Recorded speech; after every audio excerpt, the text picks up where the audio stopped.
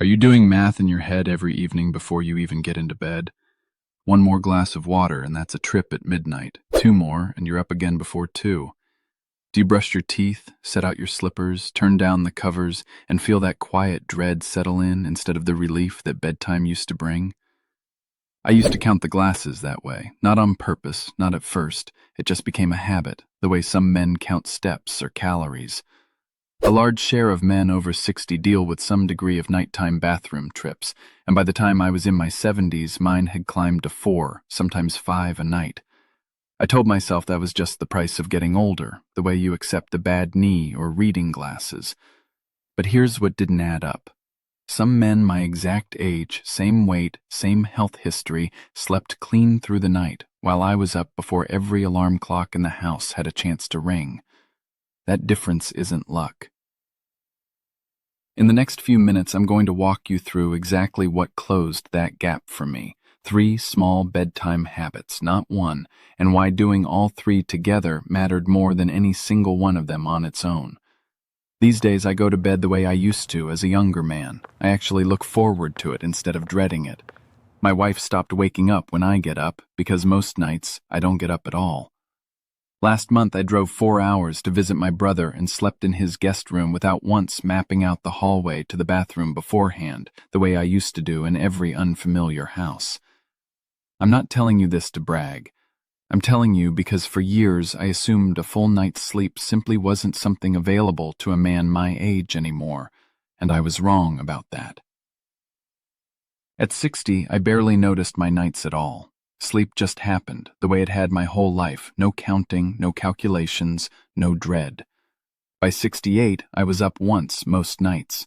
By 74, it was 3 trips, sometimes 4, and mornings started arriving already exhausted, like I'd worked a shift I never signed up for. The stream itself had changed too, weaker than it used to be, slower to start, and I never quite felt finished standing there, no matter how long I waited. I never brought it up with my doctor directly. It felt too small, too embarrassing, competing for time in an appointment that covered blood pressure, cholesterol, and everything else that felt more urgent to mention first. So I adapted quietly. I stopped drinking anything after 7 at night, more out of superstition than real strategy. I started going to bed earlier just to bank more interrupted hours before morning. I'd lie there some nights wide awake at 1 in the morning, doing the math on how much real sleep I'd get if I fell back asleep that very second, and the number was never good enough. I stopped agreeing to overnight trips, stopped sitting through a full movie without excusing myself. Getting up at night wasn't just a symptom anymore. It had become the architecture of my whole life, and I hated how small it made me feel.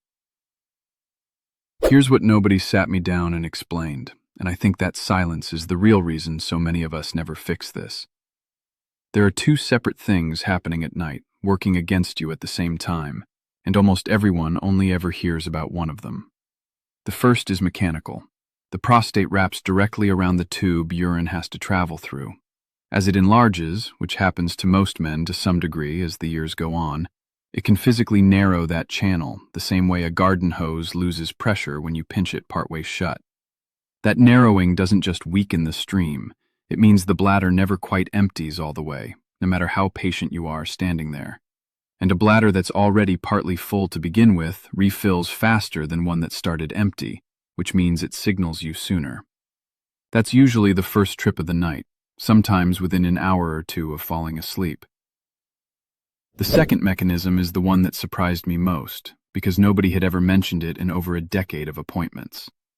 During the day, especially if you're on your feet or sitting for long stretches, fluid quietly pools in your lower legs. Mild swelling most of us never even notice by evening, maybe a slight tightness around the ankle of your sock. The moment you lie flat to sleep, gravity stops holding that fluid down in your legs. It redistributes back into your circulation all at once, and your kidneys, doing exactly what kidneys are built to do, process that returning fluid and turn it into urine, right when you're trying to rest. It isn't that your bladder got weaker overnight. It's that your body handed it a second full workload the exact moment you lay down. Stack that fluid shift on top of a bladder that already can't fully empty because of the narrowing, and you get precisely the pattern most of us live with. Up once early from the narrowing, up again a few hours later from the fluid redistribution, and awake far too early because the two never let the bladder get a real break.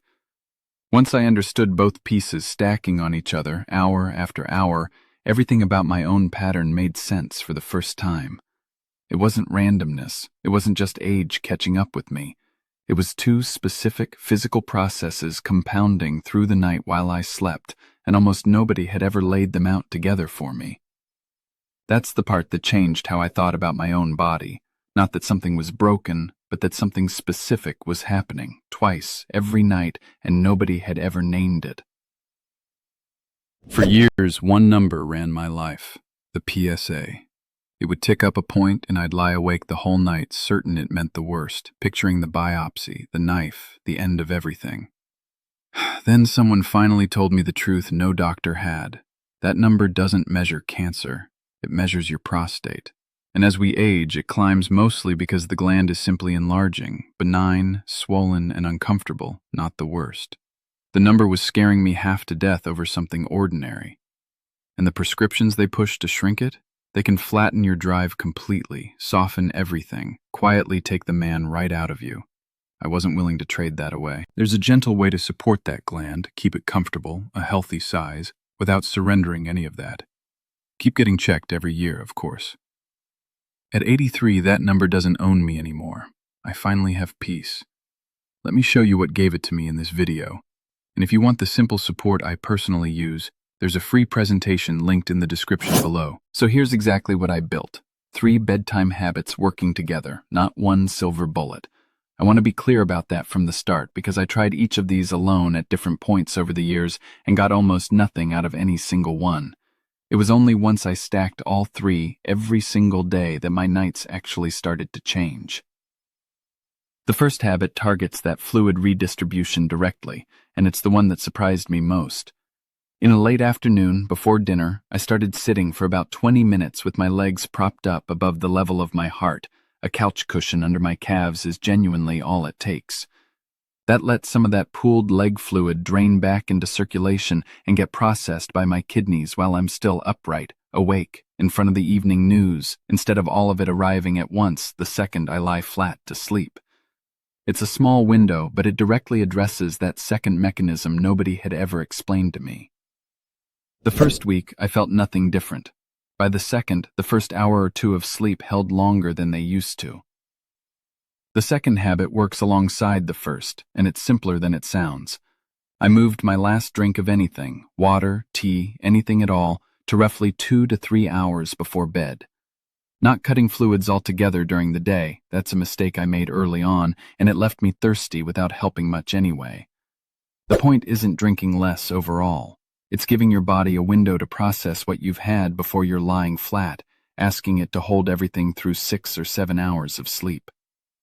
Combined with the leg elevation, this habit gives that redistributed fluid somewhere to go before bedtime instead of showing up as urine at 2 in the morning.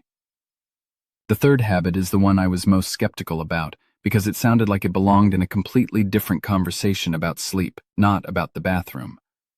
I started taking melatonin before bed. Melatonin is the hormone your own body already produces to help regulate your internal clock, and researchers who've studied men with an enlarged prostate and nighttime bathroom trips found that melatonin was associated with fewer nighttime episodes in that specific group. The mechanism isn't just about falling asleep faster, though that happened too. Melatonin appears to have a calming effect on the smooth muscle of the bladder itself, the same muscle that contracts and tells your brain it's time to get up. A calmer bladder muscle doesn't send that urgent signal as easily, even with the same amount of fluid inside it. I want to be honest about one thing here. Melatonin can interact with certain medications, including some blood thinners and blood pressure prescriptions common at our age. Please talk to your own doctor before adding it, every single time, no matter how ordinary a supplement it seems sitting on a pharmacy shelf. That conversation takes 10 minutes and it's worth having before you start. None of these 3 did much alone. Leg elevation without cutting evening fluids left me still drinking right up until bed. Cutting fluids without the melatonin still left a restless bladder muscle firing at the smallest amount. It was the stack, all 3 together, sustained for 6 weeks, that shifted my pattern. The first 10 days felt like nothing changed, and I nearly gave up. The real shift showed up around week 3, a slow thinning out of interruptions until most nights simply held. Last weekend, I sat through my granddaughter's entire piano recital, start to finish, without once calculating how long I could last before I needed to slip out. Years ago, I'd have picked an aisle seat near the door out of habit. This time, I didn't even think about it until I was walking back to the car afterward. I think about a man named Garnet, 79, who wrote in after watching one of my earlier videos. He told me he'd resigned himself to 5 bathroom trips a night as simply the cost of living this long, the same way he'd accepted needing a cane on icy mornings. What actually moved him wasn't a promise of a miracle. It was hearing both mechanisms explained clearly, the narrowing and the fluid shift, because for the first time it wasn't vague advice to just drink less. It was 2 specific, physical things he could actually address, one habit at a time. Garnet started with the leg elevation first, propping his feet up on an ottoman during his evening crossword. He moved his last glass of water to 3 hours before bed. The melatonin came last, after he'd cleared it with his own doctor, since he was already on medication for his heart. He told me the leg elevation surprised him most. He hadn't noticed the swelling around his own ankles by evening until he started paying attention, and once he addressed it, he noticed a real difference within the first 2 weeks, well before the melatonin had time to settle into any routine. He also admitted something I recognized in myself. Part of him had assumed to fix this ordinary, elevating your legs, drinking on a schedule, a pharmacy supplement, couldn't matter as much as a prescription. Reading about the actual mechanism, not a vague suggestion to cut back on fluids, was what moved him from skeptical to willing to try it, and to stick with it long enough to see the change. If you're on blood thinners or any prescription for your heart, your blood pressure, or your prostate specifically, please hear this clearly. Nothing I've described here replaces your treatment, and you should never stop or adjust a medication on your own. Bring any of this, the melatonin especially, to your own doctor first, every time, no matter how small it sounds sitting in a video like this one. Here's what I settled on, a few drops a day. And let me tell you why it works. One compound calms one signal, but a swollen prostate answers when several are calmed at once. The growth signal, the inflammation, the pressure inside it. So what I use concentrates them, working as one, the way the research actually uses them, not a single ingredient pretending to be enough. A gland that stays comfortable and a healthy size, fewer trips, and the quiet of no longer fearing that number. It leaves the man fully intact, none of that flattening the prescriptions can do. It's linked right under this video, go look for yourself. It won't replace your doctor or your yearly check. It supports the biology right alongside them. I'm 83, and that number doesn't own me anymore. What I want you to walk away with is this. Ending the nighttime bathroom trips for good was never about finding one magic fix. It was about understanding that 2 separate mechanisms are working against you at once, the narrowing and the fluid shift, and addressing both of them with a small, consistent stack of habits done every single evening, not just once in a while when you remember.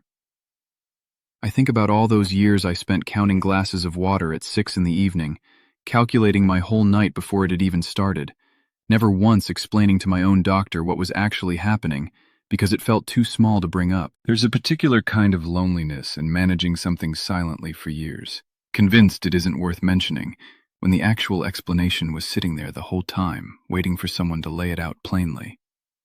I think about the man I was at 74, doing math on stolen hours of sleep at 1 in the morning. And I think about the man I am now, who turns down the covers most nights without a second thought about what's coming at 2 a.m., because most nights, nothing does. It's a small thing to most people, a full night's sleep. To me, it's the clearest proof I have that this body still listens, once you finally understand what it's actually asking for. If you've ever counted your own glasses of water before bed, tell me in the comments how many bathroom trips you're dealing with right now. I read every single one myself, and I mean that. And if an explanation like this one, specific and honest instead of vague, is useful to you, go ahead and subscribe.